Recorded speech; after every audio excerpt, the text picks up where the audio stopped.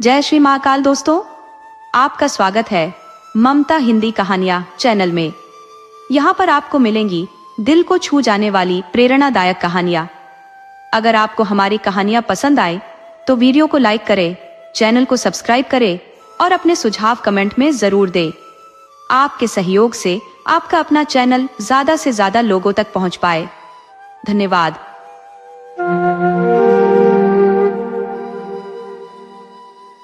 हिमालय के पर्वतीय प्रदेशों में ब्रह्म कमल को अत्यधिक पावन पुष्प के रूप में पूजा जाता है। यहाँ के लोगों का दृढ़ विश्वास है कि इस पुष्प के दर्शन मात्र से ही मनुष्य के समस्त पाप समाप्त हो जाते हैं। ब्रह्म कमल से जुड़ी कई अद्भुत कथाएं और लोक गाथाएं भी यहाँ प्रचलित है। कुछ कहानियों में इसे देवलोक का दिव्य पुष्प कहा गया है, तो कुछ में इसे एक अभिशप्त साधु का प्रतीक बताया गया है। एक लोकप्रिय किंवदंती के अनुसार ब्रह्म कमल परिलोक की एक अभिशप्त परी है। बहुत पुरानी बात है। कहा जाता है कि उस समय परिलोक की सुंदर परियां अक्सर धरती पर उतरती थी। वे दिन भर यहाँ विचरण करती और सूर्यास्त के पहले लौट जाती। उन्हें धरती की निर्मल नदियां, चमचमाते झरने, विशाल तालाब और ऊंचे ऊंचे पर्वत बेहद लुभाते थे। ये परियां जंगलों के एकांत और निर्जन स्थानों पर ही उतरती, जहाँ दूर दूर तक कोई मनुष्य न हो। उन्हें मनुष्यों से बहुत भय लगता था और अगर उन्हें कोई मनुष्य दिखाई पड़ जाता तो वे फौरन उड़ जाती और वह स्थान छोड़कर चली जाती। इसके बाद वे किसी नए निर्जन स्थान की तलाश में निकल पड़ती और फिर वहां आना शुरू कर देती। यद्यपि धरती पर उन्हें कई कठिनाइयों का सामना भी करना पड़ता, फिर भी उन्हें यहाँ का मोह छोड़ना असंभव सा प्रतीत होता। अवसर मिलते ही वे फिर से धरती पर उतर आती। परिलोक की साधारण परियां तो धरती पर प्रायः आती ही रहती थी, किंतु उनकी रानी ने कभी धरती पर पांव नहीं रखा था। उसने अपनी बेटी को भी धरती पर नहीं आने दिया। रानी ने अपनी माँ से सुना था कि यद्यपि धरती बेहद आकर्षक है, वह संकटों की भी कमी नहीं है। इसीलिए उसने यह प्रण लिया था कि वह कभी धरती पर नहीं जाएगी। परी राजकुमारी यानी रानी की बेटी छोटी थी और हमेशा धरती की सुंदरता और मनुष्यों की अनोखी कहानियां अपने साथ की परियों से सुनती रहती थी। बड़ी परियां उसे अक्सर बताती कि वे धरती की नदियों और झीलों में खूब अटखेलियां करती है, तरह तरह के खेल खेलती है। धरती पर ऊंचे ऊंचे वृक्ष है जिन पर रंग बिरंगे फूल खिले रहते हैं और मीठे फल लदे होते हैं। वे फूलों की मालाएं बनाती और राजकुमारी को भी भेंट करती। परियों की राजकुमारी जैसे जैसे बड़ी होती गई, उसकी धरती पर जाने की इच्छा बढ़ती गई। वह धरती पर आकर यहाँ के पहाड़, नदियां, झीलें, तालाब, झरने, पेड़ पौधे, फल फूल, जंगली जीव जंतु, पशु पक्षी आदि देखना चाहती थी और अन्य परियों के समान इनका आनंद लेना चाहती थी। रानी परी को अपनी बेटी की इस इच्छा के बारे में जब मालूम हुआ तो वह बहुत नाराज हुए और उसने धरती पर जाने वाली परियों का अपनी बेटी से मिलना पूरी तरह बंद करा दिया। धीरे धीरे काफी समय बीत गया। परियों की राजकुमारी अब अपनी माँ रानी परी जैसी दिखाई देने लगी थी। वह बहुत सुंदर थी। उसका गोरा रंग और सुनहरे बाल साफ बताते थे कि वह परियों की राजकुमारी है। परियों की राजकुमारी कुछ समय तक तो रानी परी की कैद में अकेली रही, लेकिन जब उससे यह सहन नहीं हुआ तो उसने चुपचाप महल के बाहर निकलना और धरती पर जाने वाली परियों से मिलना आरंभ कर दिया। परियों की राजकुमारी अन्य परियों से इस तरह मिलती थी कि रानी परी को पता नहीं चलता था। एक बार परियों की राजकुमारी ने अपने साथ की परियों से धरती पर उसे ले चलने का आग्रह किया। सभी परियां रानी के क्रोध से बहुत डरती थी, अतः उन्होंने परियों की राजकुमारी को साथ ले चलने से मना कर दिया। परियों की राजकुमारी बहुत जिद्दी थी। वह वापस अपने महल के बगीचे में आ गई और एक स्थान पर छिप गई। प्रातःकाल का समय था। धरती पर आने वाली परियों ने अपने अपने पंख लगाए और धरती की ओर उड़ चली। इसी समय परियों की राजकुमारी बाहर निकली और वह भी अपने पंख लगाकर परियों के पीछे पीछे चल पड़ी। धरती पर जाने वाली परियों को इसका पता नहीं चला। परियां आगे आगे उड़ती रहीं और परियों की राजकुमारी चुपचाप उनका पीछा करती रही। परियों ने कभी कल्पना भी नहीं की थी कि परियों की राजकुमारी उनके पीछे पीछे आ रही है। वे अब धरती के बहुत पास आ गई थी। अचानक परियों की राजकुमारी को छींक आ गई। परियों ने पीछे मुड़कर देखा तो घबरा गई। उन्होंने तुरंत आपस में कुछ बातें की और यह निर्णय लिया कि वे धरती पर नहीं जाएंगी और वापस परीलोक चली जाएंगी। उन्होंने अपना निर्णय परियों की राजकुमारी को भी बता दिया। परियों की राजकुमारी बहुत जिद्दी थी। उसने पहले तो सभी परियों से अनुरोध किया कि वे उसे धरती पर अपने साथ ले चले, लेकिन जब परियां तैयार नहीं हुई तो उसने परीलोक लौटने से इनकार कर दिया और उन्हें यह भी बता दिया कि वह अकेली ही धरती पर जाएगी। सभी परियां असमंजस में पड़ गई। वे जानती थी कि परियों की राजकुमारी बहुत जिद्दी है और वह बिना धरती पर पहुंचे वापस परीलोक नहीं जाएगी। परियां रानी परी से भी बहुत डरती थी, अतः परियों की राजकुमारी को छोड़कर वे परीलोक नहीं लौट सकती थी। अंत में सभी ने मिलकर यह निर्णय लिया कि वे परियों की राजकुमारी को धरती पर ले जाएंगी और कुछ समय रुककर जल्दी ही परीलोक वापस लौट जाएंगी। परियों की राजकुमारी खुश हो गई। धरती पास ही थी, अतः कुछ ही समय में सभी परियां धरती पर आ गई। वे एक सुनसान जंगल में बड़े से तालाब के किनारे उतरी थी। यह स्थान बहुत सुरक्षित था। यह परीलोक की सभी परियां प्रायः आती रहती थी। परियों की राजकुमारी को यह स्थान बहुत अच्छा लगा। उसने कभी सोचा भी नहीं था कि धरती इतनी सुंदर होगी। सभी परियों ने अपनी राजकुमारी के साथ तालाब में स्नान किया, कुछ देर जल क्रीड़ा की और परीलोक वापस लौटने के लिए अपने अपने पंख लगाकर तैयार हो गई।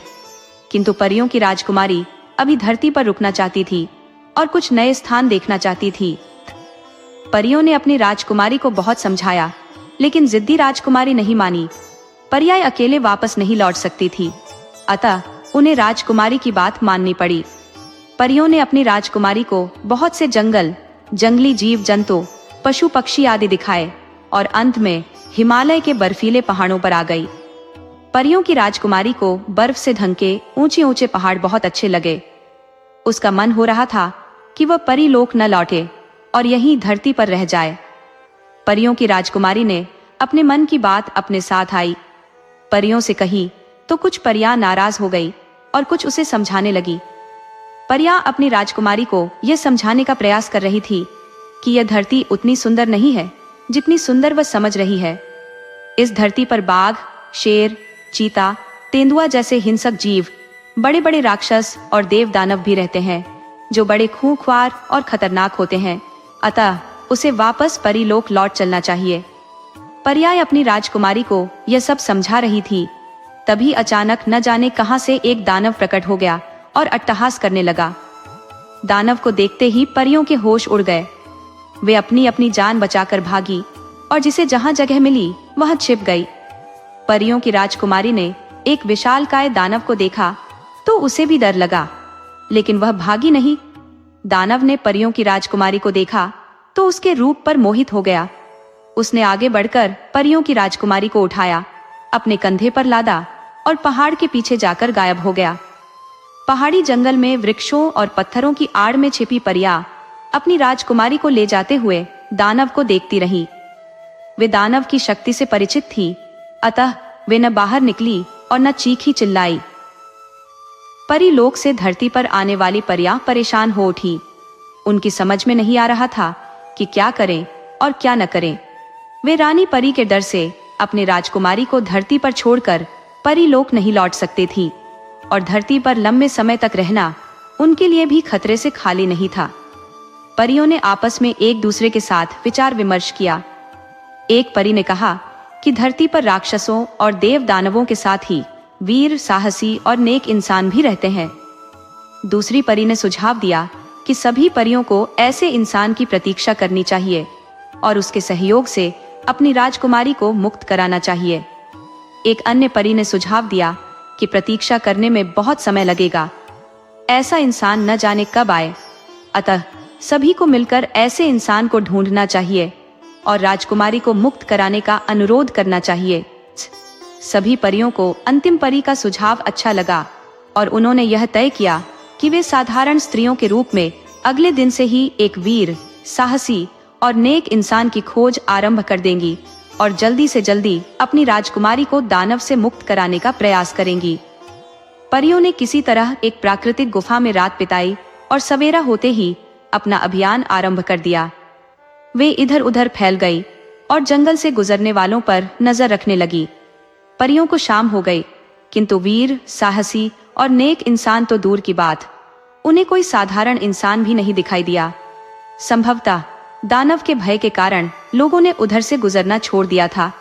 धीरे धीरे 3 दिन हो गए, लेकिन परियों को कोई सफलता नहीं मिली।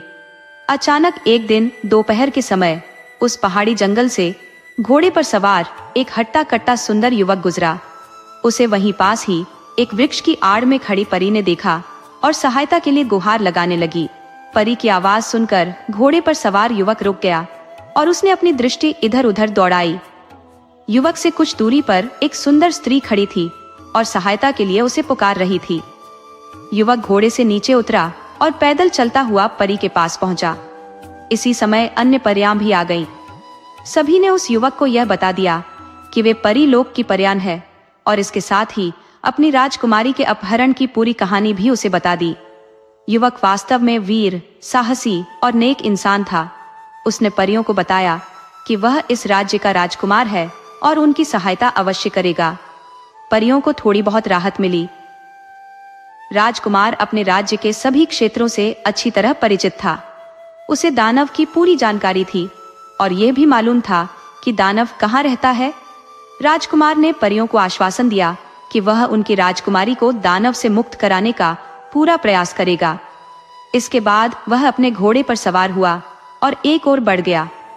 राजकुमार ऊंची ऊंची असमतल पहाड़ी चट्टानों पर बड़ी तेजी से अपना घोड़ा दौड़ाता रहा और कुछ समय बाद एक बड़ी नदी के पास आ पहुंचा। इस नदी के किनारे अनेक बड़ी बड़ी गुफाएं थी। राजकुमार ने अपनी तलवार निकाली और एक गुफा के सामने आकर खड़ा हो गया। यह दानव की गुफा थी। गुफा के द्वार पर एक भारी पत्थर अड़ा हुआ था। इससे यह साफ था कि दानव अपनी गुफा में नहीं है। राजकुमार ने अपनी तलवार पास की एक चट्टान पर रखी और पत्थर हटाने का प्रयास करने लगा। पत्थर बहुत भारी था और टस से मस नहीं हो रहा था। राजकुमार बहुत देर तक पत्थर हटाने का प्रयास करता रहा। अंत में उसे सफलता मिली और पत्थर इतना खिसक गया कि गुफा के द्वार पर एक व्यक्ति के निकल जाने योग्य जगह बन गई। राजकुमार ने अपनी तलवार चट्टान से उठाई और पूरी सावधानी के साथ गुफा के भीतर आ गया। शाम होने में अभी कुछ समय बाकी था।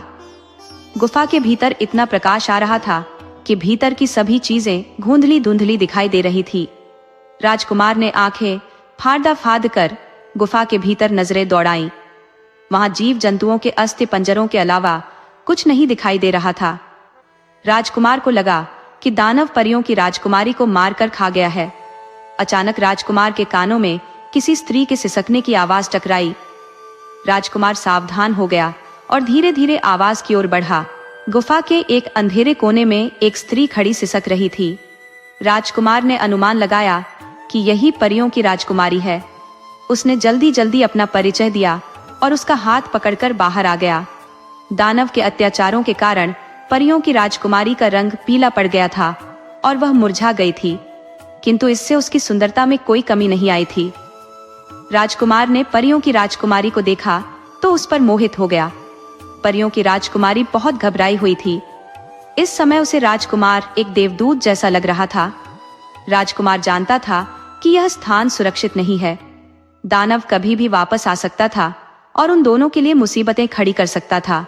अतः राजकुमार ने परियों की राजकुमारी को घोड़े पर बैठाया और स्वयं भी घोड़े पर सवार हो गया। राजकुमार का घोड़ा अभी 2-4 कदम भी आगे नहीं बढ़ा था कि न जाने कहां से दानव प्रकट हो गया और घोड़े के सामने खड़ा हो गया। परियों की राजकुमारी ने दानव को देखा तो वह भय से अचेत हो गई। राजकुमार ने भी दानव को देखा। वह घोड़े के सामने सीना ताने उसका रास्ता रोके खड़ा था। राजकुमार वीर और साहसी था। वह घोड़े से नीचे उतरा, परियों की राजकुमारी को सहारा देकर नीचे उतारा, उसे एक स्थान पर लिटाया और तलवार लेकर दानव के सामने आ गया। दानव ने राजकुमार को इस रूप में देखा तो जोर से हंसा। उसने राजकुमार को ऊंची आवाज में चेतावनी दी कि यदि वह उससे युद्ध करेगा तो बिना मौत मारा जाएगा। उसने राजकुमार को यह भी समझाया कि वह असीम शक्तिशाली दानव है, कोई उससे जीत नहीं सकता। राजकुमार ने दानव की बात का कोई उत्तर नहीं दिया और मुस्कुराता रहा। राजकुमार की मुस्कुराहट ने दानव का क्रोध बढ़ा दिया। उसने अपना दाहिना हाथ बढ़ाकर राजकुमार को पकड़ने की कोशिश की। राजकुमार सावधान था। उसने नीचे झुककर तलवार से दानव के हाथ पर वार कर दिया। उसका निशाना अचूक था अगले ही क्षण दानव का दाहिना हाथ जमीन पर पड़ा था। हाथ कटते ही दानव का क्रोध 7वें आसमान पर पहुंच गया। उसने चीखते हुए बायां हाथ राजकुमार को पकड़ने के लिए बढ़ाया। राजकुमार ने अपनी तलवार से दानव का बायां हाथ भी काट डाला। इसी समय एक चमत्कार हुआ। दानव का दाहिना हाथ हवा में लहराया और उसके शरीर से जुड़ गया। हाथ जुड़ते ही दानव ने जोरदार ठहाका लगाया। राजकुमार परेशान हो उठा। उसे लगा कि इस मायावी दानव से निपटना इतना आसान नहीं है जितना वह समझ रहा था। फिर भी उसने हिम्मत से काम लिया और दानव के आगे बढ़ने वाले हाथ को काटता रहा। परियों की राजकुमारी जमीन पर कुछ देर तो अचेत पड़ी रही, किंतु उसे शीघ्र ही होश आ गया। उसने अपने सामने जो कुछ भी देखा तो घबरा गई। वह जानती थी कि दानव को इस प्रकार कोई नहीं मार सकता। उसने चीखकर राजकुमार को बताया कि दानव की जान गुफा के भीतर पिंजरे में बंद एक तोते में है। उसे मार दो तो दानव अपने आप मर जाएगा। दानव ने यह सुना तो राजकुमार को छोड़कर परियों की राजकुमारी पर झपटा। राजकुमार ने देखा तो वो परियों की राजकुमारी को बचाने के लिए आगे बढ़ा। तभी परियों की राजकुमारी ने उसे पुनः सावधान किया और बताया कि वह उसकी चिंता न करके तोते के पास पहुंचे। राजकुमार की समझ में बात आ गई। उसने दोनों को छोड़ा और गुफा की ओर भागा। दानव ने भी परियों की राजकुमारी को छोड़ा और राजकुमार के पीछे पीछे वह भी गुफा की ओर भागा।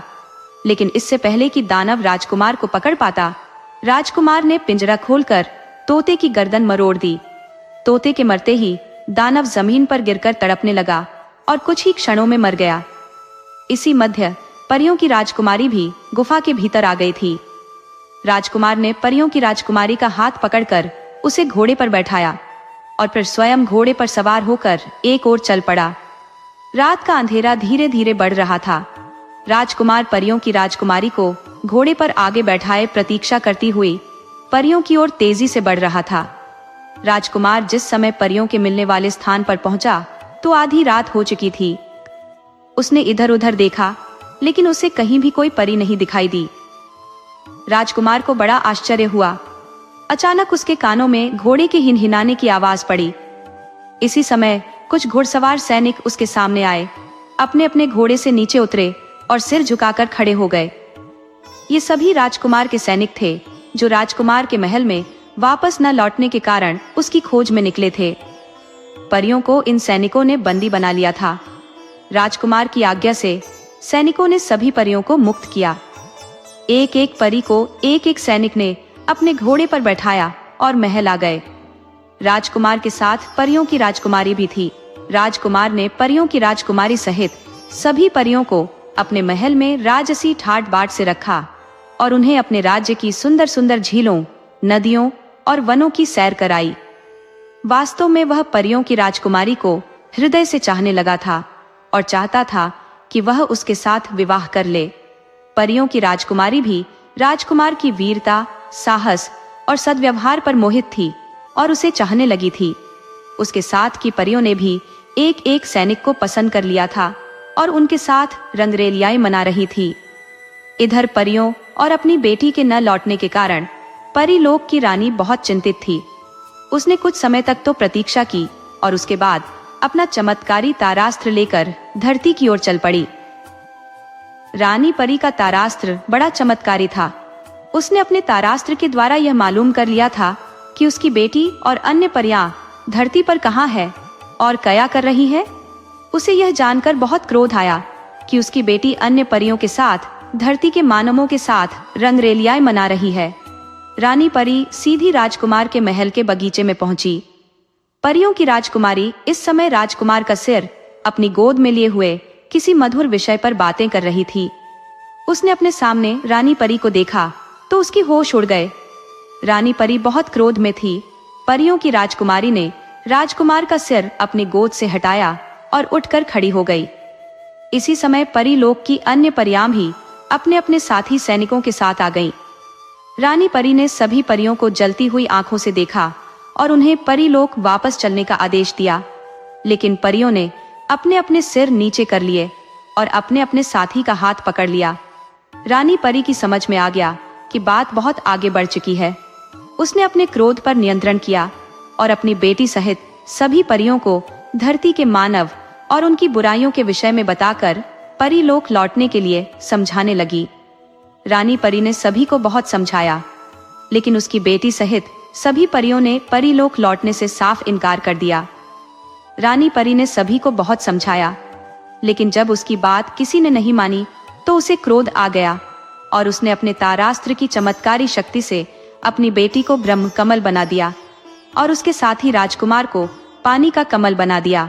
इसके साथ ही उसने अन्य परियों और उनके साथी सैनिकों को भी तरह तरह के फूलों में बदल दिया और दुखी हृदय से परी लोक लौट आई। दोस्तों, आपको कहानी कैसी लगी? अपने सुझाव कमेंट करना न भूले। तो चलिए आज की अगली कहानी शुरू करते हैं।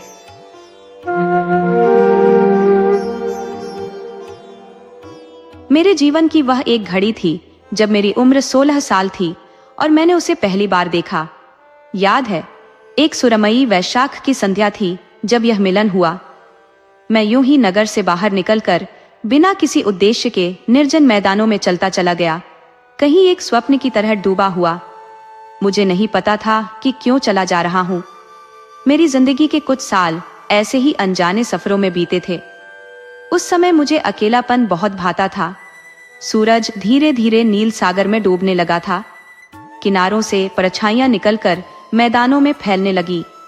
आकाश में तारों का एक एक दीप जलता गया। बीच बीच में नाइटिंगेल का मधुर गीत सुनाई देने लगा और शीतल पवन से वृक्षों के पत्ते लहराने लगे। तृण हल्के से झुकने लगे। फिर चांद ने क्षितिज से सिर उठाया, उज्ज्वल और श्वेत, जैसे बादलों की गोदी में लेटा हो। उसकी रूह पहली किरणें पृथ्वी पर बिछ गईं और मंद मंद हवा हृदय में उन्माद भरने लगी। झाड़ियों के बीच से घोंसलों में छिपे पक्षियों की कोमल चहचहाहट सुनाई दे रही थी। ये सब देखते ही जैसे दिल के द्वार खुल गए। तभी मेरी नजर पड़ी। कुछ युवतियां एक दूसरे का हाथ थामे गुनगुनाती हुई शहर की ओर लौट रही थी। वे प्रेम के गीत गा रही थी और सोए हुए मैदान में उनके तरों स्वर जैसे किसी दूर के झरने की गूंज की तरह प्रतीत हो रहे थे। मैं झाड़ियों के पीछे छिपा हुआ उन्हें निहारने लगा। वे तारे की मंद रोशनी में चलती परछाइयों की तरह लग रही थी। उनके चेहरे कभी स्पष्ट दिखते, कभी धुंधले हो जाते। उनकी पोशाक की हल्की सरसराहट सुनाई दे रही थी। उनके शरीर से उठने वाली अनोखी सुगंध हवा में घुली थी और मैंने लंबी सांस लेकर उस महक को भरपूर महसूस किया। संध्या की उस महक से वह सुगंध और भी अधिक मोहक लग रही थी, जैसे हवा में नशा घुला हो। वे जब चली गई तो मन में एक अनजानी बेचैनी सी घर कर गई। मैदान के किनारे एक छोटा सा टीला था, जहां जाकर मैं बैठ गया। हरे भरे मैदान का दृश्य समुद्र की तरह फैला हुआ था। मैंने अपने हाथों से सिर को ढक लिया और दिल की उस हलचल को सुनने लगा, उसके अर्थ को समझने का प्रयास करने लगा और फिर एक गहरी स्वप्निल कल्पना में खो गया। उस समय जो महसूस किया उसे शब्दों में बयां कर पाना संभव नहीं है। एक तीव्र वेदना से मेरा हृदय मानो टूटने को था, जैसे किसी गहरे झरने की धारा ने भीतर ही भीतर उबाल लिया हो और अब वह राह खोज रही हो, बंदी तरंगों की तरह उन्मुक्त होना चाहती हो। मैं रो पड़ा। आंसू स्वतः बहने लगे। उन आंसुओं में भी एक अनजानी सी मिठास थी, जैसे कोई अदृश्य सुख छुपा हो। कुछ देर यूं ही खोया सा बैठा रहा और फिर जब खड़ा हुआ तो देखा कि कुछ दूरी पर कोई अप्सरा खड़ी मुझे देखकर मुस्कुरा रही है। उसके तन पर कमल से भी सफेद लहराता लंबा वस्त्र था और उसके पांव संगमरमर से भी अधिक उज्ज्वल हरी घास पर रखे थे। उसके सुनहरे बाल उसके कंधों पर बिखरे हुए थे और मस्तक पर एक पुष्प मुकुट शोभायमान था, जो उसके कपोलों की चमक को और भी निखार रहा था। उस गुलाबी चेहरे पर जैसे बसंत की सुबह में बर्फीले पेरिविस्कल फूल खिल उठे हो। उसकी आंखें ऐसी दमक रही थी। उसकी एक बाहें नग्न थी। एक हाथ उसकी छाती पर टिका था और दूसरे हाथ से वह मानो मुझे बुला रही थी। कुछ पल मैं स्तब्ध सा खड़ा उसकी ओर देखता रहा। निश्चित ही वह स्वर्ग से उतरी थी, क्योंकि उसकी सुंदरता में किसी भी नश्वर स्त्री का आभास नहीं था।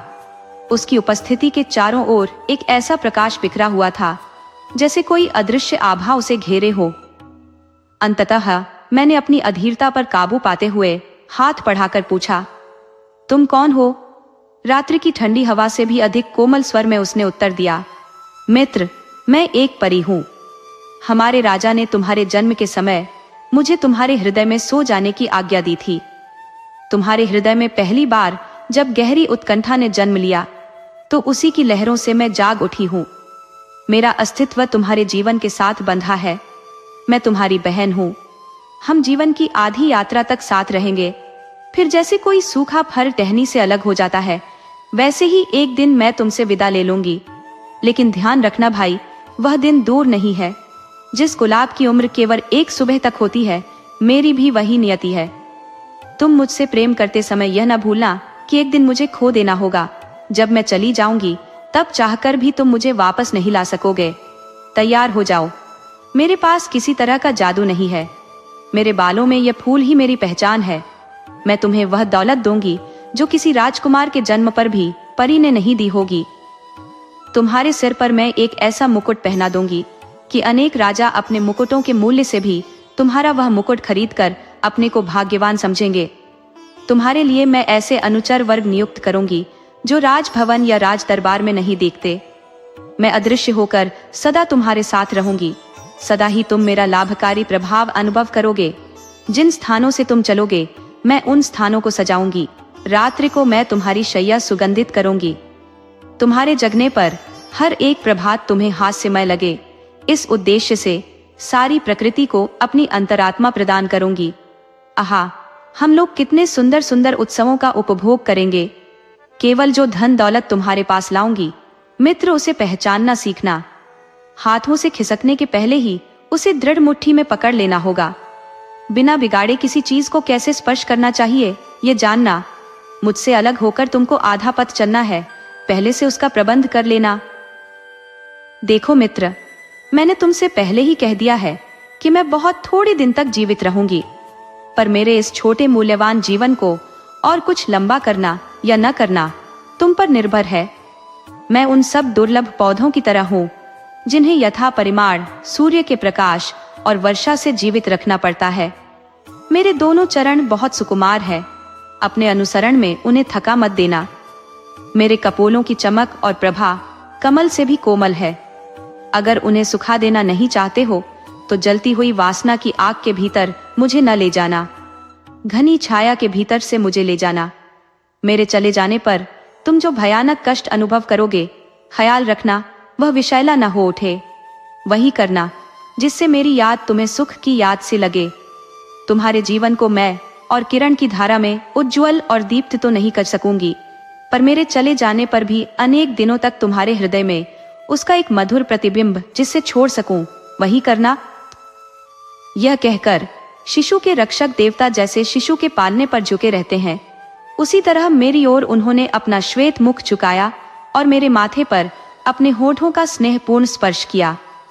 वे होठ झरी के आसपास के ताजे पुदीना की गंध से मानो सुगंधित थे। क्या यह स्वप्न नहीं है? मैं मैदानों के ऊपर से लगातार चलने लगा।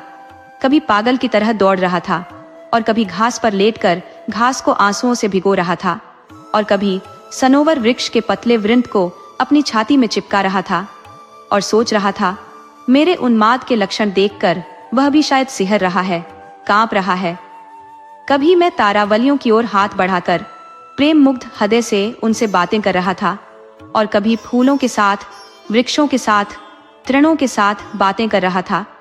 मैं अनुभव कर रहा था कि मानो मेरे भीतर एक पुलकता प्रभाव दौड़कर मेरे सर्वांग को आनंद से बहा दे रहा है और वह मेरा हृदय पूर्ण करके सारी प्रकृति में फैल गया है। मानो बांध टूट गया है। मैं हंसने लगा, रोने लगा। एक प्रकार के अनिर्वाच्य सुख और नामहीन आनंद के असीम सागर में मानो तैरने लगा। जब प्राची कुछ उज्जवल हो उठी, मुझे लगा मानो सृष्टि का जागरण मैं यहीं प्रथम देख रहा हूं। मेरा हृदय भर उठा। मैं गर्व से भरकर सांसें लेने लगा।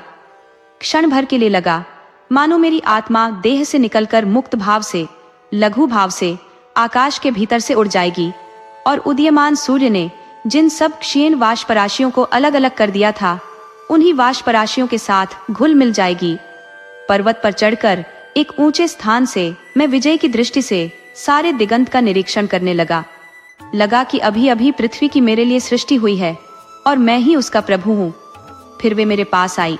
उस समय मेरी उम्र पूरे 30 साल की नहीं हुई थी। मुझे स्मरण है, कार्तिक मास की एक संध्या को वह घटना हुई थी। मैं नगर से अकेला बाहर निकला था। लक्ष्यहीन, उदास और थका सा मैदान के बीच से चला जा रहा था। यद्यपि स्वभावतः एकांत स्थान में पसंद नहीं करता था। बादलों से आकाश ढका था। एक बहुत शीतल वायु वृक्षों के अंतिम डार पत्तों में धक्का मार रही थी। बेलों और झाड़ियों में केवल कुछ छोटे छोटे बीज के आकार के फल लगे थे। दूर के किसानों के घरों से कुत्तों के घोर विषाद भरे चीत्कार और वृक्षों के डार पत्तों के बीच से ऊपर उठता हुआ धागा सा पतला नीला धुआं, यही उस उजाड़ ग्रामीण प्रदेश के जीवन का निदर्शन था। कुछ पक्षी डर से विह्वल होकर एक डार से दूसरी डार पर उड़कर जा रहे थे। काले कौवों के नीरों से भूमि पर कुछ धब्बे पड़ गए थे। संध्या के भूरे आकाश में बहुत से सारस एक पंक्ति में धीमी गति से उड़े जा रहे थे। इस शोक से आच्छन्न प्रकृति के साथ अपनी अंतरात्मा को मिलाकर मैं चलने लगा। सुंदर दिन के अवसान में चित्त पर जैसी एक ठंडे विषाद की छाया मंडराती है, उसी तरह बहुत देर से विषाद से अभिभूत था। मैं जिस पत्रहीन झाड़ी के नीचे बैठा था, वहीं देखा बगल से 2 स्त्रियां धीमे कदमों से चली जा रही हैं। दोनों ही कांटेदार पौधे सिर पर धरे कुछ झुक गई थी। शायद जाड़े के समय के लिए संचय करके रखने के उद्देश्य से उन्हें कुटिया में ले जा रही थी। कैसी अद्भुत स्मृति है, कैसी अद्भुत निकटता है। बहुत पहले ठीक इसी समय किसी एक वैशाख की संध्या में ठीक इसी स्थान पर से युवतियों को हाथ पकड़कर गाते हुए जाते देखा था। उस समय मेरी उम्र 16 साल की थी और तब ये झाड़ियां फूलों से भूषित थी। तब मैंने दोनों हाथों से मुख ढक लिया और उस वैशाख की संध्या से इस कार्तिक की संध्या तक जो समय बीत गया है, उसे लेकर मन ही मन बार बार आंदोलन करने लगा। फिर एक विषादपूर्ण हरी क्लांति में डूब गया। फिर सहसा उठकर देखा, थोड़ी दूर पर एक पीले रंग की मूर्ति विषादपूर्ण दृष्टि से मेरी ओर देख रही है। वह रमणी इतनी बदल गई थी कि बहुत कठिनाई से मैं उसे पहचान सका। उसके प्रथम आविर्भाव के समय जो ज्योतिपूर्ण वायुमंडल उसके चारों ओर गिरा था, उसे और नहीं देख पाया। उसकी फटी कुर्ती के भीतर से कुचले हुए से 2 स्तन दिख रहे थे। उसके दोनों पैर खून से भरे थे। उसकी निर्जीव बाहें जीर्ण पंजर की बगल से शिथिल भाव से लटक रही थी। उसकी आंखों में नीलिमा गायब होकर काली खा गई थी। आंसुओं की धाराओं ने उसके नीले रंग के कपोलों पर गहरी रेखाएं अंकित की थी। ऐसा लगा कि अभागी बहुत कष्ट से देह का भार धरे है। टूटे वृंत के सूखे कमल की तरह वह भूमि की ओर झुक गई थी। मैंने उससे पूछा, तुम क्या चाहती हो? मित्र, हम लोगों के विच्छेद का समय आ गया है। अब और साक्षात नहीं होगा, इसलिए यह अंतिम विदा लेने आई हूँ। यह बात बुढ़िया ने शोक से दुखी स्वर से, जाड़े की वायु से भी अधिक विषाद भरे स्वर से मृदु गूंजन करके कही। मैं कह उठा, जा जा यहाँ से, झूठी कहीं की। तूने मेरे लिए क्या किया है? तूने जो दौलत देने का वचन दिया था, वह सब दौलत कहाँ है? मैंने यात्रा पथ पर बहुत ढूंढा, कुछ भी नहीं पाया। तूने जो रत्नों का भंडार मेरे पैरों पर समर्पित करने का वचन दिया था, वह रत्नों का भंडार कहाँ है? दैन्य के सिवाय मैंने तो और कुछ भी नहीं पाया। मेरे मस्तक पर तूने जो मुकुट पहनाने की दीन हाकी थी, उसका क्या हो गया? मेरे सिर पर तो कांटों के मुकुट के सिवाय और कुछ नहीं है। जिन भड़कीले अनुचरों को देने का वादा किया था, वे अनुचर कहाँ है? अनुचरों में निराशा और एकांत ही तो मेरे एकमात्र साथी है। अब तो कह रही है कि हम लोगों में विच्छेद होगा। तू दुखों की प्रेतनी है। विच्छेद होने में मेरी क्या हानि है? अगर मेरा सारा जीवन तेरे ही प्रभाव से गठित हुआ हो, तो तू भाड़ में जा, जहन्नुम में जा। तू अमंगल की पिशाचिनी है। बुढ़िया ने दुखित भाव से कहा, मैं न अमंगल की पिशाचिनी हूँ और न दुखों की। मुझे खोने के पश्चात मनुष्य मुझे पहचान नहीं सकता। मैंने जिन सुखों से उसे सुखी किया था, उसका मूल्य अब वह नहीं समझ सकता, क्योंकि अब वह वे सब सुख उपभोग नहीं कर रहा है। मनुष्य की नियति यही है। अपने भाइयों की तरह मित्र तुम भी कृतज्ञ हो। तुम मुझको अपराधी बना रहे हो। मैं तुम पर करुणा करती हूँ। क्षण भर में ही तुम मुझे पहचान सकोगे। तब प्रथम बार मुझे जैसा देखा था, एक दिन के लिए मुझे फिर एक बार वैसा देखने की इच्छा करोगे। शायद अपनी सारी अवशिष्ट आयु के मूल्य में भी यह अभिलाषा पूर्ण करना चाहोगे। तुम कातर भाव से पूछ रहे हो, कहाँ वह सुख संपदा है जिसकी मैंने प्रतिज्ञा की थी? पर वे सब सुख और संपदा तो मैंने तुम्हें खुले हाथों से दान की थी, तुम ही ने तो उसकी अवज्ञा की। मुकुट की बात कहते हो? मैंने तो तुम्हारे ललाट पर बसंत प्रभात की नवीनता, उज्ज्वलता और शांति का मुकुट पहना दिया था। अनुचर वर्ग की बातें कहते हो? मैंने प्रेम, विश्वास, आशा और मोहिनी, यह सब अनुचर तुम्हें दिए थे। तुम्हारी दैन्य दशा ऐसी हास्यमयी और सुंदर बना दी थी कि अनेक प्रतापी और ऐश्वर्यशाली व्यक्ति अपने धन और दौलत के बदले में उस दरिद्रता को प्राप्त करने के लिए आकांक्षी होते। तुम्हारे एकांत को तो मैंने मोहक स्वप्न में पूर्ण किया था। तुम्हारे द्वारा तुम्हारी निराशा से भी प्रेम करा दिया था। तुम्हारे आंसू से तुम्हें इतना उत्तेजित कर दिया था कि अब से लाख मुसीबत आने पर भी तुम आंसू नहीं बहाओगे। जब तुम रास्ते पर चलते थे तब तुम्हारे रक्षण के लिए ममता और दया को मैं जागृत रखती थी। तब तुम मित्र की दृष्टि और भाई के हाथ के सिवा और कुछ नहीं देख पाते थे। आकाश मुस्कान भरे चेहरे से तुम्हारी ओर देखता रहता था। पृथ्वी भी तुम्हारे पैरों के नीचे पुष्पित हो उठती थी। अब कहो तो सही, मैंने जो तुम्हें इतनी चीजें दी, उन सबको लेकर तुमने क्या किया? उन धन संपदाओं में से कुछ भी क्या रख पाए हो? तुम्हारे यात्रा पथ के दोनों किनारों पर मैंने जो इतने सुख के बीज बोए थे, अब उनमें से क्या बचा है? तुम अगर कुछ भी संभाल कर नहीं रख पाए तो क्या उसके लिए मैं उत्तरदायी हूं? तुम अगर वह सब उपभोग नहीं कर सके तो उसके लिए मैं कैसे अपराधी हो सकती हूं? इन बातों के पश्चात एक प्रकार से मेरी सारी सत्ता प्रकाशित हो उठी। मुझे लगा मानो एक आवरण मेरी आंखों से हट गया है। तब मैं अपने हृदय का सारा भीतरी भाग साफ देख पाकर डर से विह्वल हो पड़ा। मैंने धीमे स्वर से कहा, अजी, तुम ठहरो, जाओ मत। जिन धन संपदाओं की मैंने अवज्ञा की थी, उन्हें लौटा दो। असली प्रकाश से मेरी आंखें खुल जाईं। मेरे प्रेम को, मेरे मोह को लौटा दो। मेरे विश्वास को, मेरे आश्वासन को लौटा दो, जिससे केवल एक दिन प्रेम कर सकूं। यह तुम कर दो, तब तुम चाहे जो भी क्यों ना हो, मैं मरते समय तक तुमको आशीर्वाद दूंगा। दत्ताथान ओ, उसने कहा, हाय, मेरी मृत्यु जो सिर पर मंडरा रही है, क्या तुम देख नहीं पा रहे हो? मेरी ओर देखो, मैंने बहुत ही कष्ट पाया है। अब मेरा और कुछ भी नहीं है, केवल छाया अवशिष्ट है। देखो, बहुत दिनों से एक अज्ञात रोग मुझे जला रहा है। एक सर्वग्रासी सांस की वायु ने मेरी हड्डियों को सुखा दिया है। मेरे हृदय के जीवन निर्जर को निःशेष कर दिया है। मेरे कलेजे में अब और खून नहीं है। मेरे हाथ का स्पर्श करके देखो, मृत्यु की गीली ठंड अनुभव करोगे। फिर भी अगर तुम इच्छा करते तो मैं और अनेक वर्ष बच सकती थी। निर्दय, तुम ही ने मुझे अकाल में मार दिया। तुम्हारा अनुसरण करने में मैंने अपना सारा बल नष्ट किया है। मेरे दोनों पैर लहूलुहान हो गए हैं। मैंने तुमसे कितनी ही क्षमा मांगी, पर सब व्यर्थ हुआ। तुम कहते रहे, चलो चलो। मैं चलती रही, क्लांत अवसन्न होकर हांफती हुई चलती रही। चलते चलते रास्ते के कांटेदार पेड़ पौधों से मेरी पोशाक फट गई। दोपहरी की धूप के ताप से मेरा माथा जलता रहा। वसन में गांठ देकर फिर संभाल कर पहन लूं, मुकुट के मलिन झरते हुए फूलों को उठा लूं। इतना समय भी तुमने मुझे नहीं दिया।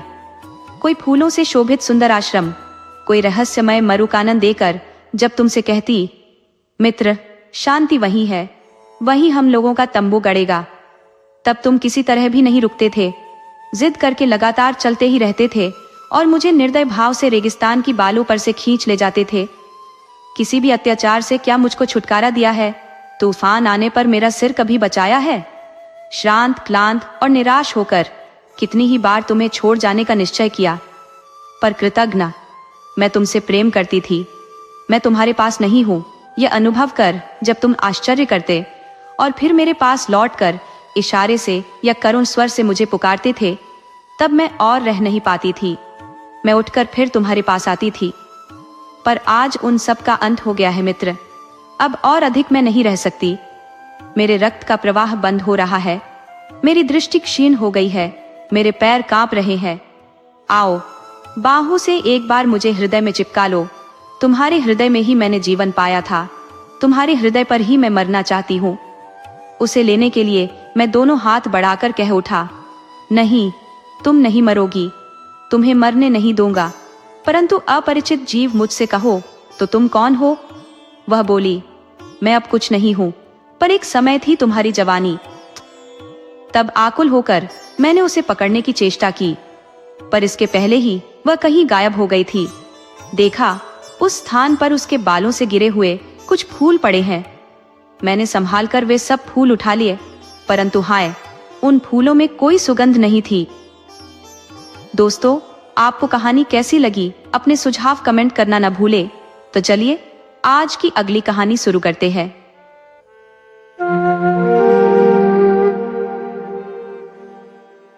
किसी घने जंगल में एक खूबसूरत बाग था, जहां कई परियां रहती थी। एक रात वे सभी अपने उड़न खटोले में सवार होकर सैर पर निकली। उड़ते उड़ते वे एक राजमहल की छत के ऊपर से गुजरने लगी। गर्मी का मौसम था और आसमान में चांदनी छिटकी हुई थी। राजकुमार अपनी छत पर गहरी नींद में सोया था। परी रानी की नजर उस सोते हुए राजकुमार पर पड़ी और वह ठिठक गई। उसके मन में एक ख्याल आया कि वह राजकुमार को चुपके से उठा ले जाए, लेकिन पृथ्वी के नियमों का उसे कोई ज्ञान नहीं था, इसलिए उसने ऐसा नहीं किया। रानी देर तक राजकुमार को निहारती रही। साथ की परियों ने रानी की यह हालत देख ली और मुस्कुराते हुए बोली, रानी जी, इंसानों की दुनिया से जुड़ाव ठीक नहीं, चलो अब वापस लौट चले। अगर आपका मन नहीं भरा तो कल हम फिर आपको यहीं ले आएंगे। रानी मुस्कुराई और बोली, ठीक है, चलो, मैंने मना कब किया था? लगता है जिसने मेरे दिल को छू लिया उसने तुम्हें भी मोह लिया है। ये सुनकर परियां खिलखिला उठी और राजकुमार की प्रशंसा करती हुई अपने देश लौट गई। सुबह जब राजकुमार उठा तो उसके अंदर एक नई ऊर्जा थी। वह सोच रहा था कि हिमालय की ऊंचाई पर पहुंच जाऊं या एक छलांग में समुद्र पार कर लूं। तभी वजीर ने आकर उसे बताया कि राजा की हालत नाजुक है और वे अंतिम सांसें ले रहे हैं। यह सुनकर राजकुमार की खुशी पल में गायब हो गई। वह तुरंत राजा के पास पहुंचा। राजा ने अपनी कमजोर आंखें खोली और राजकुमार के सिर पर हाथ रखकर बोले, बेटा, वजीर साहब तुम्हारे पिता समान है, उनकी बातों का हमेशा ख्याल रखना। इतना कहकर राजा की आंखें सदा के लिए बंद हो गई। राजकुमार फूट फूट कर रोने लगा। राजा की मृत्यु पर पूरे नगर ने शोक मनाया। अब राजकुमार राजा तो बन गया, पर अपने पिता की आज्ञा अनुसार वह कोई भी कार्य वजीर की सलाह के बिना नहीं करता था। एक दिन वजीर राजकुमार को महल के कमरों का मुआयना करवाने ले गया। उसने सभी कमरे दिखाए, पर एक कमरा बंद ही रखा। राजकुमार ने बहुत अनुरोध किया, लेकिन वजीर किसी भी हालत में मानने को तैयार न हुआ। उसी समय वजीर का बेटा, जो राजकुमार का घनिष्ठ मित्र था, भी वहां मौजूद था। उसने वजीर से कहा, पिताजी, ये राजपाट, महल और बाग बगीचे सब इन्हीं के हैं, फिर इन्हें रोक क्यों रहे हैं? वजीर ने जवाब दिया, बेटा, तुम सही कह रहे हो, सब इन्हीं का है, लेकिन महाराज ने मरते समय मुझे हुक्म दिया था कि इस कमरे में राजकुमार को न ले जाऊं। अगर मैंने उनकी आज्ञा का उल्लंघन किया तो यह उनके प्रति अनुचित होगा। वजीर का लड़का थोड़ी देर तक सोचता रहा, फिर बोला, लेकिन पिताजी, अब तो राजकुमार ही हमारे महाराज है, उनकी बात मानना हम सब के लिए जरूरी है। अगर आप राजा के दुख का इतना ध्यान रखते हैं तो हमारे इन राजा के दुख का भी तो ध्यान रखिए और दरवाजा खोल दीजिए। राजकुमार को दुखी देखकर हमारे राजा को भी शांति नहीं मिलेगी। वजीर ने ज्यादा हट करना ठीक न समझ और चाबी अपने बेटे के हाथ पर रख दी। ताला खोलकर तीनों अंदर पहुंचे। कमरा बड़ा सुंदर था। छत पर तरह तरह के कीमती झाड़ फानूस लटक रहे थे और फर्श पर मखमल के गलीचे बिछे हुए थे। दीवार पर सुंदर सुंदर स्त्रियों की तस्वीरें लगी थी। यकायक राजकुमार की निगाह एक बड़ी सुंदर युवती की तस्वीर पर पड़ी। उसने वजीर से पूछा कि यह किसकी है? वजीर को जिसका डर था वही हुआ। उसे बताना ही पड़ा कि वह सिंहल द्वीप की पद्मिनी की है। राजकुमार उसकी सुंदरता पर ऐसा मोहित हुआ कि उसी दिन उसने वजीर से कहा, मैं पद्मिनी से ही ब्याह करूंगा। जब तक पद्मिनी मुझे नहीं मिलेगी, मैं राज के काम में हाथ नहीं लगाऊंगा। वजीर हैरान होकर बोला, राजकुमार, सिंहल द्वीप पहुंचना आसान काम नहीं है। वह 7 समुंदर पार है। वहां भी जाओ तो शादी करना तो दूर, उससे भेंट करना भी असंभव है। उसकी तलाश में जो भी गया लौट कर नहीं आया, फिर ऐसे अनहोने काम में हाथ डालने की सलाह मैं आपको कैसे दे सकता हूँ। पर राजकुमार अपनी बात पर अड़ा रहा। वजीर का लड़का उसका साथ देने को तैयार हो गया। वे दोनों घोड़े पर सवार होकर चल दिए। चलते चलते दिन डूब गया। वे एक बाग में पहुंचे और अपने अपने घोड़े खोल दिए। हाथ मुंह धोकर कुछ खाया पिया। वे थके हुए तो थे ही, चादर बिछाकर लेट गए। कुछ देर के बाद ही गहरी नींद में सो गए। आंख खुली और चलने को हुए तो देखते क्या है कि बाग का फाटक बंद हो गया है और वहां कोई खोलने वाला नहीं है। बगीचे के बीचों बीच संगमरमर का एक चबूतरा था। आधी रात पर वहां कालीन बिछाए गए। फूलों और इत्र की सुगंधी चारों ओर फैलने लगी। फिर चबूतरे पर एक सोने का सिंहासन रख दिया गया। कुछ ही देर में घर घर करता हुआ एक ओड़न खडोला वहां उतरा। उसके चारों पायों को एक एक परी पकड़े हुए थी और उस पर उनकी रानी विराजमान थी।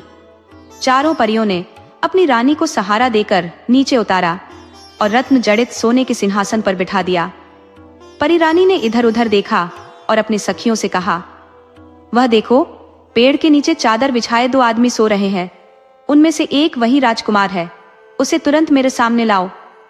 हुक्म करने की देर थी कि परियां सोते हुए राजकुमार को अपनी रानी के सामने ले आईं। राजकुमार की आंख खुल गई और वह परियों की जगमगाहट से चकाचौंध हो गया। परियों को अपने आगे पीछे देखकर उसे बड़ा डर लगा और हाथ जोड़कर बोला, मुझे जाने दीजिए। परी रानी ने मुस्कुराते हुए कहा, राजकुमार, अब तुम कहीं नहीं जा सकते। तुम्हें मुझसे विवाह करना होगा। राजकुमार बड़ी मुसीबत में पड़ गया। बाला, परी रानी, मैं क्षमा चाहता हूँ। मैं सिंहल द्वीप की पद्मिनी की तलाश में निकला हूँ। इस समय मैं विवाह नहीं कर सकता। परी ने कहा, भोले राजकुमार, सिंहल द्वीप की पद्मिनी तक आदमी की पहुंच संभव नहीं है। वह दैवी शक्ति के बिना कभी नहीं मिल सकती। अगर तुम मुझसे विवाह कर लोगे तो मैं तुम्हें ऐसी चीज दूंगी जिससे सिंहल द्वीप की पद्मिनी तुम्हें आसानी से मिल जाएगी। राजकुमार यह सुनकर बड़ा खुश हुआ और बोला, परी रानी, मैं तुमसे जरूर शादी करूंगा, पर तुम्हें मेरी एक बात माननी होगी। मैं जब पद्मिनी को लेकर लौटूंगा तभी तुम्हें अपने साथ ले जा सकूंगा। मैं प्रतिज्ञा करता हूँ कि मेरी इस बात में कोई हेर फेर नहीं होगी। परी ने प्रसन्न होकर अपनी अंगूठी उतारी और राजकुमार की उंगली में पहनाती हुई बोली, यह अंगूठी जब तक तुम्हारे पास रहेगी कोई भी विपत्ति तुम्हारे ऊपर असर न करेगी। इसके पास रहने से तुम्हारे ऊपर किसी का जादू टोना नहीं चल सकेगा। अंगूठी देकर परी रानी आकाश में उड़ गई। राजकुमार वजीर के लड़के के पास आकर सो गया। सवेरे उन दोनों ने देखा कि बगीचे का फाटक खुला हुआ है। वे दोनों घोड़ों पर सवार होकर चल दिए। पद्मिनी से मिलने की राजकुमार को ऐसी उतावली थी कि वह इतना तेज चला कि वजीर का लड़का उससे बिछुड़ गया। चलते चलते राजकुमार एक ऐसे शहर में पहुंचा जहां हर दरवाजे पर तलवारें ही तलवारें टंगी हुई थी। एक दरवाजे पर उसने एक बुढ़िया को बैठे हुए देखा।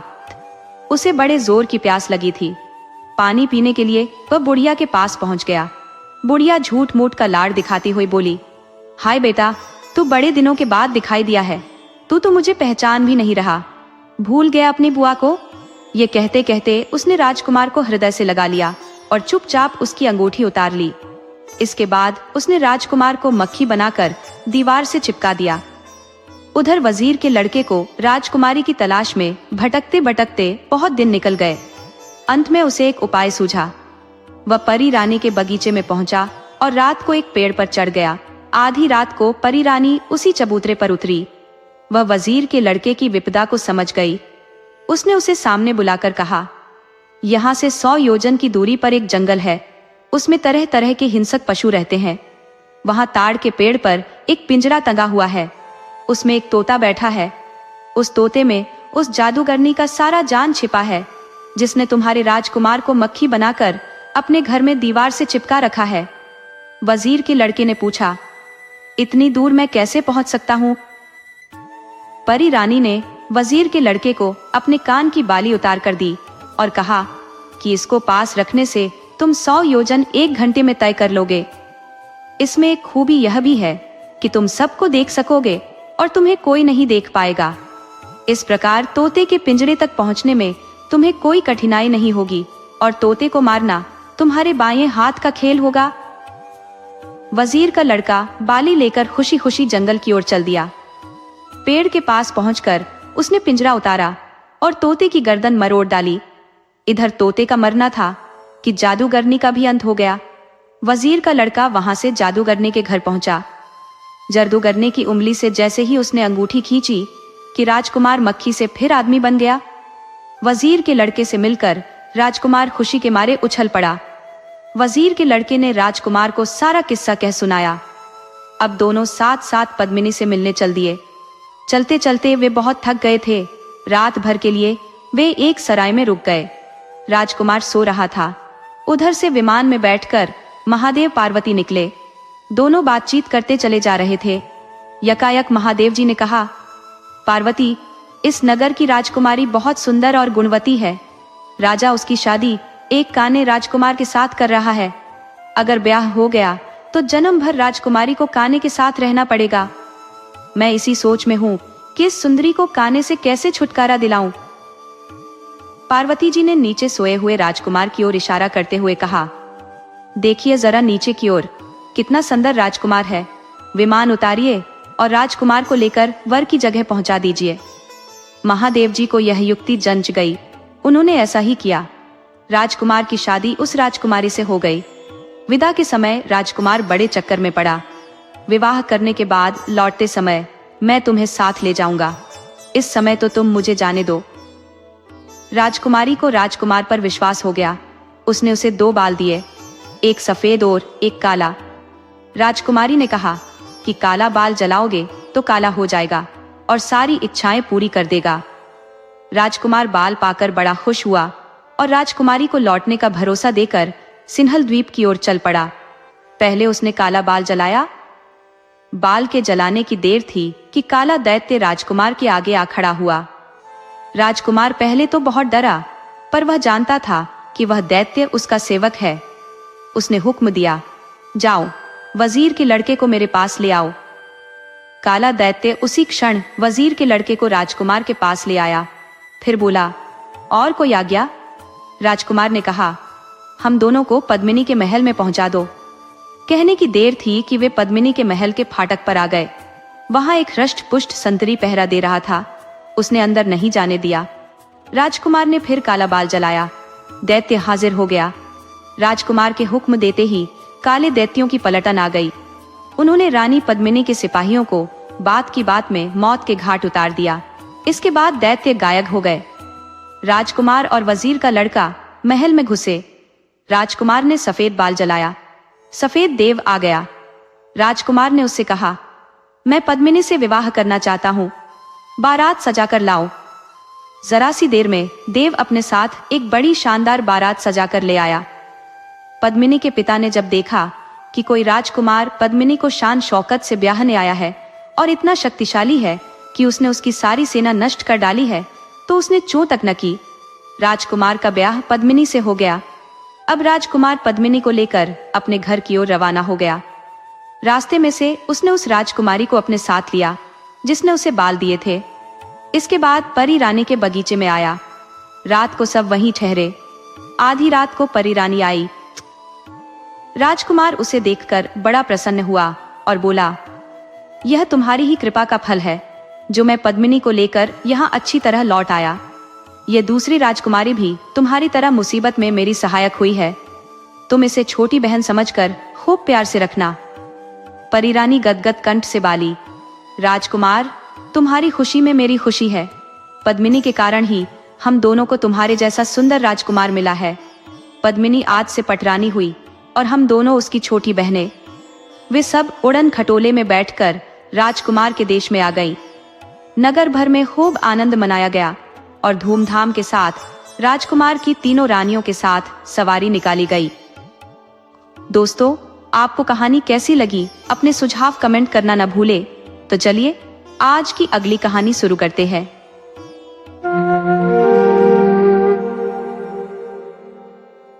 किसी नगर में एक संपन्न व्यापारी का बसेरा था जिसके 3 पुत्रियां थी। बड़ी का नाम ब्लिस, मंझली का नाम ब्लॉसम और सबसे छोटी का नाम ब्यूटी था। इन तीनों में ब्यूटी सबसे ज्यादा खूबसूरत थी। उसकी इस अद्वितीय सुंदरता के कारण उसकी दोनों बड़ी बहनें उसे देखकर भीतर ही भीतर ईर्ष्या से जल उठती थी। ब्यूटी स्वभाव से बेहद विनम्र और दयालु थी, जबकि उसकी बहनें क्रोधी, लालची और स्वार्थी स्वभाव की थी। एक रोज व्यापारी के पास यह दुखद संदेश आया कि उसके सामानों से भरे जहाज समुद्री तूफान की चपेट में आकर समुद्र में डूब गए हैं। इस दुर्घटना से उसका भारी नुकसान हुआ और उसका व्यापार पूरी तरह तबाह हो गया। अब उसके पास अपने घर के अलावा और कुछ भी शेष नहीं बचा, जिससे वह निर्धनता में जीने के लिए मजबूर हो गए। जो बेटियां ऐशो आराम की आदी थी, वे अब इस कठिन हालात के लिए हर समय अपने पिता को उलाहने देती और शिकायतों का पुलिंदा बांधती।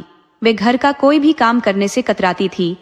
वहीं ब्यूटी इन हालातों में भी अपने चेहरे पर मुस्कान बरकरार रखते हुए न केवल घर का सारा काम करती, बल्कि अपने पिता को भी खुश रखने का प्रयास करती थी। कुछ महीनों के बाद एक दिन व्यापारी को खबर मिली कि उसका एक जहाज बंदरगाह पर आ गया है। इस समाचार से व्यापारी की उम्मीद जागी और उसने तुरंत बंदरगाह जाने की तैयारी की। जाने से पहले उसने अपनी बेटियों से पूछा कि वापसी में वे उनके लिए क्या लाना चाहेंगी। दोनों बड़ी बेटियों ने महंगे वस्त्र, सुंदर जूते, मोतियों के हार जैसी चीजें मांगी, लेकिन ब्यूटी अपने पिता की स्थिति से परिचित थी, इसलिए उसने उनसे केवल एक खूबसूरत लाल गुलाब लाने का आग्रह किया। जब व्यापारी बंदरगाह पहुंचा तो उसने पाया कि उसके जहाज का सारा सामान बर्बाद हो चुका था और जहाज पूरी तरह क्षतिग्रस्त हो गया था। हताश और निराश व्यापारी वापस लौटने लगा। रास्ते में रात हो गई और उसे एक भयानक घना जंगल पार करना पड़ा। उसने जल्दी से जंगल पार करने का प्रयास किया, मगर अचानक आए तूफान ने उसकी राह रोक दी। आसरा खोजने की जद्दोजहद में वह इधर उधर भटकता रहा। तभी उसे एक जगह रोशनी नजर आई। करीब जाकर उसने देखा कि वह एक आलीशान महल था जो रोशनी से जगमगा रहा था। उसे लगा कि शायद वह इस रात के लिए यहाँ शरण ले सकेगा। महल के द्वार पर पहुंचते ही उसने पाया कि दरवाजा खुला हुआ है। उसने आवाज दी, लेकिन किसी ने उत्तर नहीं दिया। साहस जुटाकर वह भीतर दाखिल हुआ। अंदर पहुंचकर भी उसने पुकार लगाई, पर कोई नहीं आया। महल अपने आप में बड़ा ही अजीब था। हर ओर चकाचौंध करती रोशनी और भोजन कक्ष में स्वादिष्ट पकवानों से सजी मेज, पर कहीं भी कोई इंसान नहीं। लंबी यात्रा की थकान और भूख ने उसे घेर लिया था, इसलिए वह चुपचाप भोजन करने बैठ गया। खाने के बाद वह जिज्ञासा से महल की सीढ़ियां चढ़ते हुए ऊपर की ओर गया। महल अत्यंत भव्य और हर कक्ष बड़े ही सलीके से सजाया गया था। थकावट से चूर होने के कारण उसने एक कमरे में जाकर आरामदायक बिस्तर पर आराम किया और नींद में खो गया। सुबह जब उसकी आंख खुली तो उसने अपने बिस्तर के पास नए कपड़े देखे। नहा धोकर उसने वह कपड़े पहन लिए। खिड़की से बाहर झांककर देखा तो मौसम साफ था। उसने सोचा, अब मैं अपनी यात्रा फिर से आरंभ कर सकता हूँ। यह सोचकर वह सीढ़ियों से नीचे उतरा। नीचे पहुंचकर देखा कि मेज पर नाश्ता लगा हुआ था। उसने नाश्ता किया और प्रसन्न मन से बाहर की ओर बढ़ा। बाहर आते ही उसकी नजर एक खूबसूरत गुलाबों के बागीचे पर पड़ी, जहां रंग बिरंगे गुलाब खिले हुए थे। उन्हें देखकर उसे अपनी बेटी ब्यूटी से किया गया वादा याद आ गया। उसने सोचा, मेरी बड़ी बेटियों की इच्छाएं तो पूरी नहीं हुई, पर ब्यूटी की इच्छा को तो पूरा किया जा सकता है। ये विचार आते ही उसने जैसे ही लाल गुलाब तोड़ने के लिए हाथ बढ़ाया तो उसे अचानक एक भयानक हंसी सुनाई दी। डर के मारे उसने हाथ पीछे खींच लिया। उसके सामने एक डरावना राक्षस खड़ा था, जिसकी आंखें जैसे अंगारे बनकर दहक रही थी। राक्षस ने गुस्से से घूरते हुए कहा, नीच व्यक्ति, मैंने तुझे अपने महल में शरण दी, लजीज भोजन दिया, सोने के लिए नरम बिस्तर और पहनने को नए कपड़े दिए। बदले में तुम मेरे बागीचे से फूल चुराने की हिम्मत कर रहे हो? कितने कृतघ्न हो तुम। अब मैं तुम्हें जीवित नहीं छोड़ूंगा। व्यापारी डर के मारे कांपता हुआ राक्षस के पैरों में गिर पड़ा और गिड़गिड़ाते हुए बोला, मुझे माफ कर दीजिए। ये गुलाब मैं अपने लिए नहीं बल्कि अपनी बेटी के लिए तोड़ रहा था, जिससे मैंने एक लाल गुलाब लाने का वादा किया था। मुझे मत मारो, तुम जैसा कहोगे मैं वैसा ही करूंगा। व्यापारी की याचना पर राक्षस बोला, ठीक है, मैं तुम्हें एक शर्त पर बख्शता हूँ कि तुम अपनी उस बेटी को यहाँ मेरे पास लेकर आओगे, जिसके लिए तुम मेरे बगीचे से फूल तोड़ रहे थे। डरे हुए व्यापारी ने उस समय अपनी जान बचाने के लिए राक्षस की बात मान ली और अपनी बेटी को उसके पास लाने का वादा कर वह वहां से निकल गया। जब वह घर पहुंचा तो उसकी आंखें आंसुओं से भीगी हुई थी। वह बहुत डरा हुआ था। पूछने पर उसने अपने साथ हुई पूरी घटना विस्तार से बता दी। पूरी बात सुनने के बाद ब्यूटी बोली, पिताजी आप चिंता मत कीजिए, आपकी जान बचाने के लिए मैं कुछ भी करूंगी। अपने वादे के अनुसार आप मुझे उस राक्षस के महल में ले चलिए। तुम मुझे बहुत प्यार करती हो ब्यूटी, ये मैं जानता हूँ, लेकिन मैं कितना स्वार्थी पिता कहलाऊंगा जो अपनी जान बचाने के लिए अपनी बेटी को उस राक्षस को सौंप देगा। व्यापारी रोते हुए बोला, पिताजी आपकी जान बचाने का यही एक रास्ता है, हम कुछ कर भी नहीं सकते, आप मुझे उस राक्षस के महल में ले चलिए। ब्यूटी ने अपने पिता को समझाया। 2 की मन से व्यापारी ब्यूटी को उस राक्षस के महल में छोड़ लेच आया। शुरू में ब्यूटी उस राक्षस के भयानक रूप रंग को देखकर डर गई, लेकिन उस राक्षस का ब्यूटी के प्रति व्यवहार बहुत अच्छा था। उसने ब्यूटी को ढेर सारे नए कपड़े दिए और गहने दिए, उसे एक बहुत ही सुंदर कमरे में रखा। वह उसका बहुत ख्याल रखने लगा, जिससे धीरे धीरे ब्यूटी का डर खत्म हो गया। शुरू में राक्षस चुपचाप दूर से ब्यूटी को देखा करता था, फिर धीरे धीरे उसने उससे बातें करनी शुरू की। ब्यूटी को भी राक्षस से बात करना अच्छा लगने लगा। दिन गुजरते रहे और दोनों बहुत अच्छे दोस्त बन गए। राक्षस ब्यूटी को चाहने लगा था, लेकिन अपनी बदसूरती के कारण उससे अपनी मन की बात कहने से डरता था। फिर भी एक दिन उसने हिम्मत करके ब्यूटी को अपने मन की बात बता दी और उसके सामने विवाह का प्रस्ताव रख दिया। इस प्रस्ताव पर ब्यूटी आश्चर्य में पड़ी दियच गई। उसे समझ नहीं आया कि राक्षस को क्या उत्तर दे।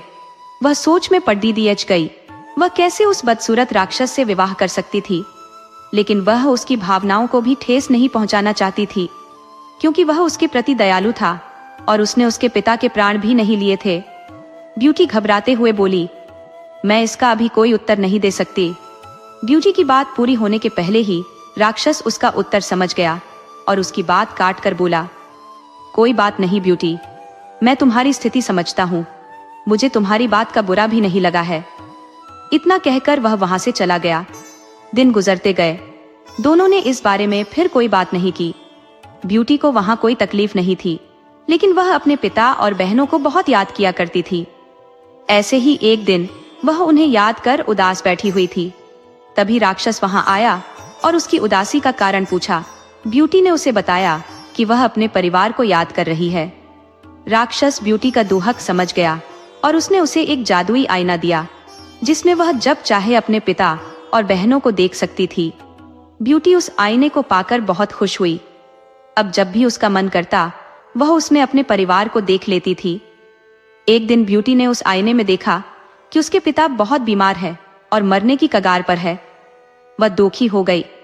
उसने राक्षस से विनती की कि वह उसे उसके पिता से मिलने के लिए जाने दे।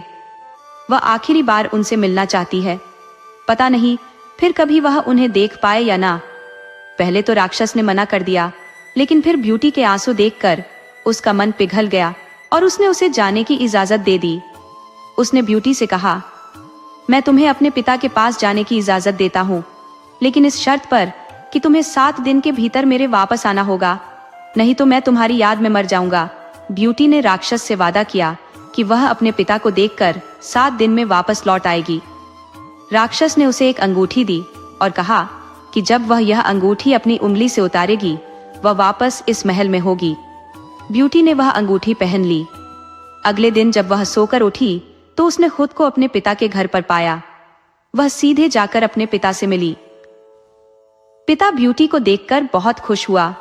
वास्तव में वह यह सोचकर बीमार पड़ी दियच गया था कि उसकी बेटी एक राक्षस की कैद में है। ब्यूटी ने उसे राक्षस के बारे में विस्तार से बताया कि वह उसके साथ बहुत अच्छा व्यवहार करता है और उसे कोई तकलीफ नहीं होने देता। ब्यूटी की खैरियत जानकर व्यापारी धीरे धीरे ठीक होने लगा। वहां रहते हुए ब्यूटी को राक्षस की याद आने लगी। उसके साथ रहते रहते उसे उसकी आदत पड़ी एच गई थी और उसके अच्छे और दयालु व्यवहार के कारण वह उससे प्रेम करने लगी थी। एक दिन ब्यूटी की दोनों बहनें ब्लिस और ब्लॉसम, जिनका विवाह हो चुका था, उससे मिलने आई। ब्यूटी ने उन्हें राक्षस के घर के आरामदायक जीवन के बारे में बताया। सुनकर दोनों बहनें जल उठी। जब उन्हें पता चला कि ब्यूटी को 7 दिन के भीतर वापस राक्षस के महल जाना है, तो उन्होंने झूठे आंसुओं की बदौलत ब्यूटी को वहां कुछ दिन और रोक लिया। वास्तव में यह उनकी योजना थी ताकि राक्षस को ब्यूटी पर गुस्सा आए और वह उसे मार डाले। उधर राक्षस ब्यूटी का इंतजार कर रहा था। 7 दिन पूरे होने के बाद भी ब्यूटी के वापस न आने पर वह टड़दियचकने लगा। इधर ब्यूटी भी उसे याद कर रही थी। एक रात ब्यूटी ने सपना देखा कि राक्षस नीचे गिरा हुआ है और मर रहा है। ब्यूटी की नींद टूट गई। उसे अपना वादा न निभाने पर बहुत पछतावा हुआ। उसने तुरंत ही अपनी अंगूठी निकाल दी और दूसरे दिन जब वह सोकर उठी तो वह राक्षस के महल में थी। ब्यूटी ने दिन भर राक्षस का इंतजार किया, लेकिन वह उससे मिलने नहीं पहुंचा।